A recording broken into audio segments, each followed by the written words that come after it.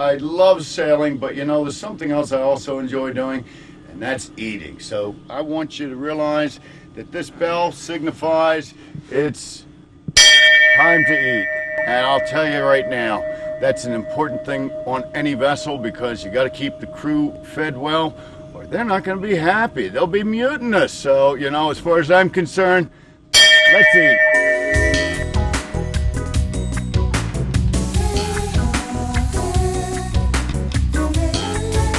Welcome to Cooking Full Tilt with Captain Rick, and we're going to teach you how to cook what I call my crab omelet, but some people may call it a crab frittata.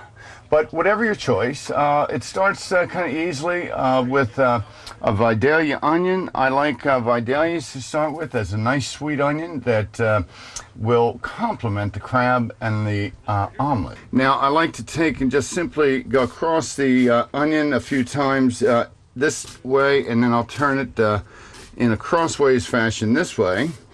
And I take and by doing this, I'm able to sit it up and make a real fine dicing. First thing I like to do is start with sauteing the onions. Then I add my peppers, and then I go from there to start to put my crab meat in. And it's got a whole series of steps, which I'm going to take you through now. So we're heating up the pan, and it'll just take a moment to get the onion sauteed. I like to use pepper for the taste, but also by doing the pepper in a variety of colors, it adds a lot of interesting color to the meal. Okay, so it takes just a couple moments to get this going. The onion is beginning to cook nicely. We want to maybe turn the heat up on that just a touch, but we'll just take a moment and get these all nicely chopped fine. And with the right utensils, it only takes a moment. Ready to go with the pepper. And as you can see, we're just going to add that in. We're not going to go long with it. And then we're going to add my crab meat next. Okay, so that really kind of makes a pretty pan as far as the colors. And, you know, when you're eating, dining out, and that kind of thing, presentation is important, and colors and textures, all of the different things that go into making the meal spectacular, I like to kind of capitalize on. I like to get some of the finest crab meat in the area. This was just very fresh today. I picked it up this morning on my way, and my supplier guarantees that I'll be more than satisfied. We're just going to now add that in, okay? And I'll show you as we go.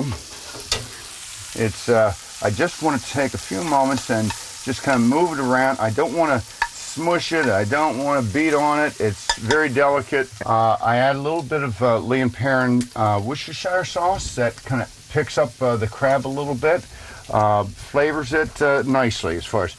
So I'll show you as to not much. I just put a little bit on just as we go. And that's it. My next favorite is my Old Bay. As you can see, this is something my son loves, and he always finds it in his Christmas stocking. I know that may sound silly to some, but that's part of the truth. And again, just a few shakes. I like Old Bay, but I don't like overdoing it. So as you can see, we're just putting a few in and letting it go.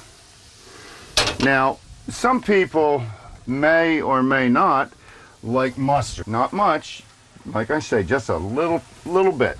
We're going to lightly move that around in the pan and put the lid on a moment, and then go to the next step to just show you. I don't want to go and make everything beaten up. I just lightly turn it, kind of distributing it pretty much evenly on the bottom of the pan. Okay, why we're doing that is because I want this to be the base. I want to take and add sour cream. Now, I discovered this kind of as my own little item. We don't have electric here, and what I'm going to do is to just take my whisker. I have a hand whisker, and I'm going to whisk it up a moment. It's a little difficult to really get it to blend, but we're going to do our best, okay? Before I add this, I have one other item I want to put in as my last item, and you'll love it. Now, like I say, I use a lot of lemon with all the things I cook, but I also like to use my lime, okay? And we use wedges, and this squeezer works very well. I think this is turning out beautifully, and I like to evenly distribute our mix here across the top. And after we get it all settled, we're going to take and turn the heat way down, because we don't want it to cook vigorously. We want it to just cook gently. I like to cover it totally with my grated cheese. Okay, now I may just move a little around with the fingers. That works, so it's nicely distributed.